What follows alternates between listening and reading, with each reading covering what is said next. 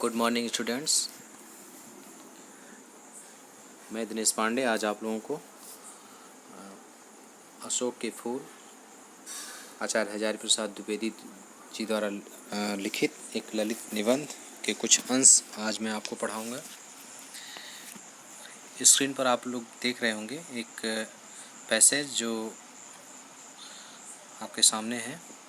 अशोक का वृक्ष जितना भी मनोहर हो, जितना भी रहस्यमय हो, जितना भी अलंकारमय हो, किंतु वह उस सामंत सभ्यता की परिष्कृत रुचि का ही प्रतीक जो साधारण प्रजा के परिश्रमों पर पली थी, उसके रक्त से के कणों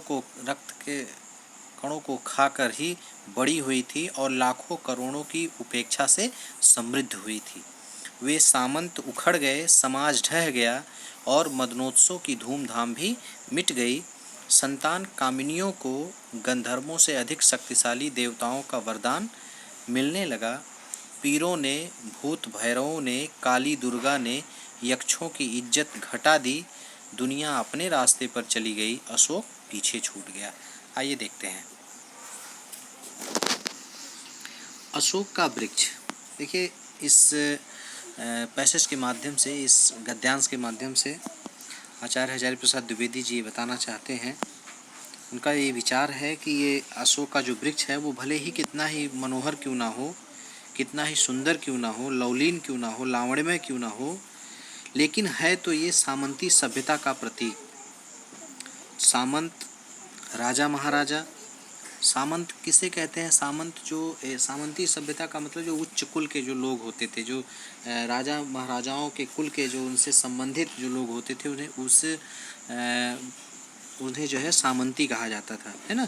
तो राजा महाराजा सामंत सब तो नष्ट हो गए, मदनोत्सव भी समाप्त हो गया और इसके साथ ही साथ क्या हो गया, जो है अशोक को भी लोग भूलने लगे। आइए देखते हैं कि अशोक का वृक्ष जितना भी मनोहर, जितना भी रहस्यमय हो, जितना भी अलंकारमय हो। अभी इसके पहले जो है अशोक के बारे में जितनी भी चर्चा की गई, जितना भी उसके जो है उसकी मनोहरता का वर्णन हो, चाहे उसका मिस्टीरियस हो, रहस्यमय होना हो, या फिर उसका जो है इस प्रकार से अलंकारी वर्णन हो, जो भी कुछ उसके बारे में कहा गया, लेकिन जो कुछ भी हो, उन सब के बावजूद भी यह अशोक का पुष्प उस विशाल तत्कालीन जो सामंती सभ्यता थी, उस सामंती सभ्यता की परिष्कृत रुचि का ही प्रतीक, उनकी रुचियों का एक चिन्ह है, एक प्रतीक है, शुद्ध प्रतीक है, जो साधारण प्रजा के परिश्रम पर पली।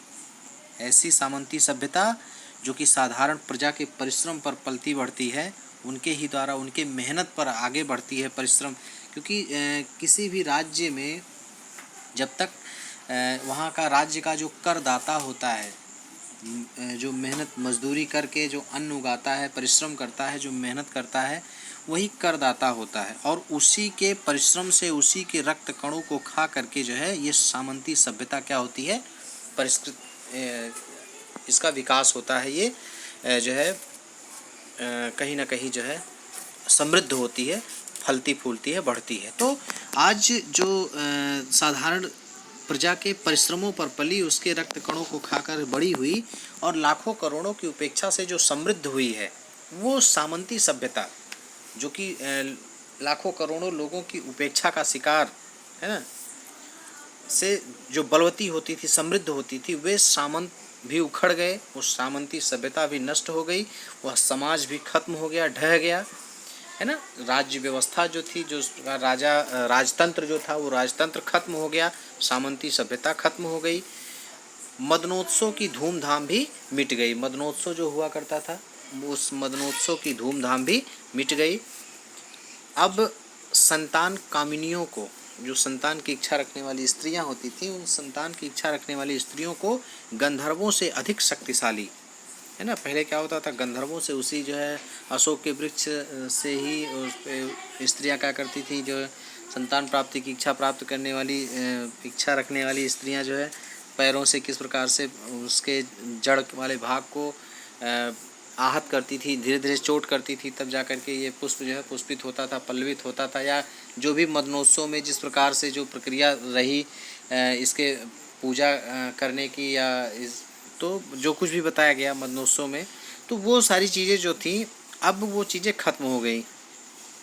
अब संतान प्राप्ति की इच्छा रखने वाली स्त्रियों को गंधर्वों से अधिक शक्तिशाली देवताओं का वरदान मिलने लगा।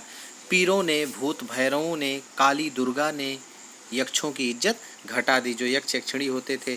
तो अब जो है लोगों में पीर, पैगंबर, भूत, भैरव, है ना, काली दुर्गा, इन सब पर लोगों का विश्वास होने लगा और यक्ष गंधर्वों को लोग पीछे छोड़ने लगे। दुनिया जो है इस प्रकार से अपने रास्ते पर आगे बढ़ती चली गई और अशोक क्या हुआ, पीछे रह गया, पीछे ही छूट गया। यहीं से जो है लोग अशोक को धीरे धीरे भूलना प्रारंभ कर देते हैं। चलिए,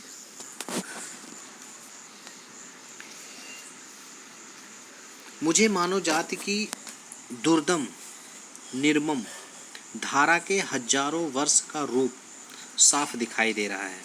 मनुष्य की जीवनी शक्ति बड़ी निर्मम है।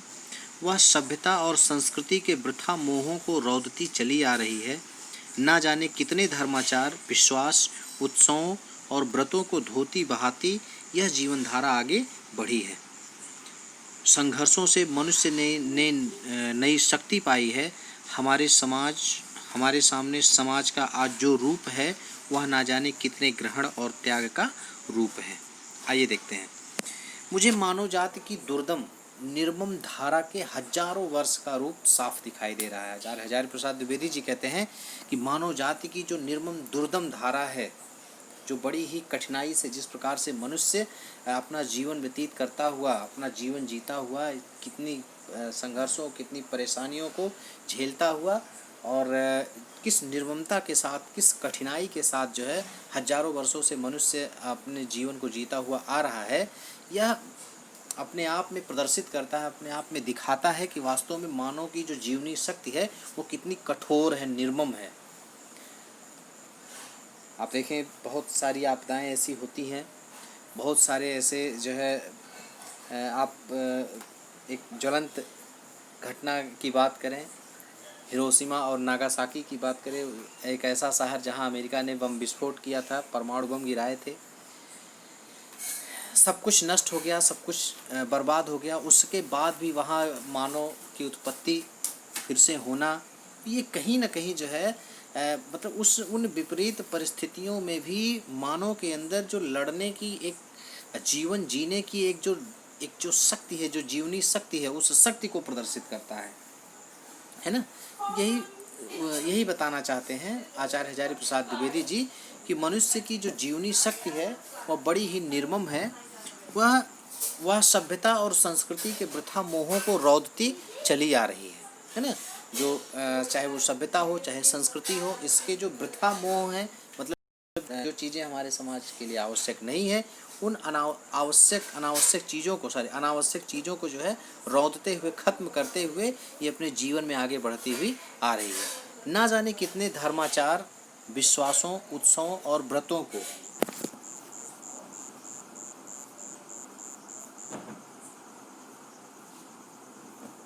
धोती बहाती यह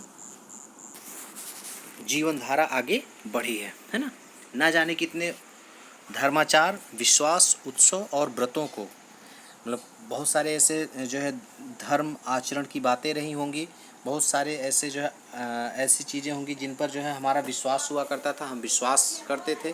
बहुत सारे ऐसे उत्सव रहे होंगे, बहुत सारे ऐसे व्रत रहे होंगे जिनको हम छोड़ दिए और छोड़ करके जो है हम निरंतर आगे बढ़ते हुए चले आए, है ना। संघर्ष से मनुष्य ने नई शक्ति पाई है। निश्चित तौर पर मनुष्य जब संघर्ष करता हुआ ही मनुष्य आगे बढ़ा है।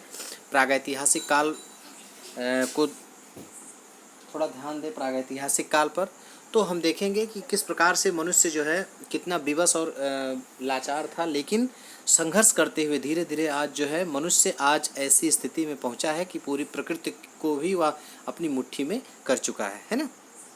तो निश्चित है जहाँ संघर्ष है वहीं विकास है, वहीं विजय है, और संघर्ष से ही हमें शक्ति प्राप्त होती है ना। जितने हम संघर्ष करते जाएंगे चीज़ें उतनी हमारे लिए आसान होती चली जाएंगी और हम शक्तिवान होते हुए चले जाएंगे, शक्तिमान होते हुए चले जाएंगे, आगे बढ़ेंगे।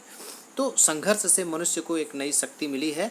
हमारे सामने समाज का आज जो रूप है, निश्चित तौर पर आज जो स्वरूप हमें समाज का दिखाई दे रहा है, आज जो लोग दिखाई दे रहे हैं, आज जो हमारा कल्चर है, आज जो हमारी संस्कृति है, आज जो हमारा सामाजिक परिवेश है, वो सामाजिक परिवेश हमारा आज वह समाज ना जाने कितने ग्रहण और त्याग का रूप है। ना जाने कितनी चीज़ों को, ना जाने कितनी संस्कृतियों को, ना जाने कितने आचारों को, ना जाने कितने विचारों को, ना जाने कितने विश्वासों को, है ना, हमने छोड़ा है और हमने नई चीज़ों को ग्रहण किया है ना। बहुत कुछ हमने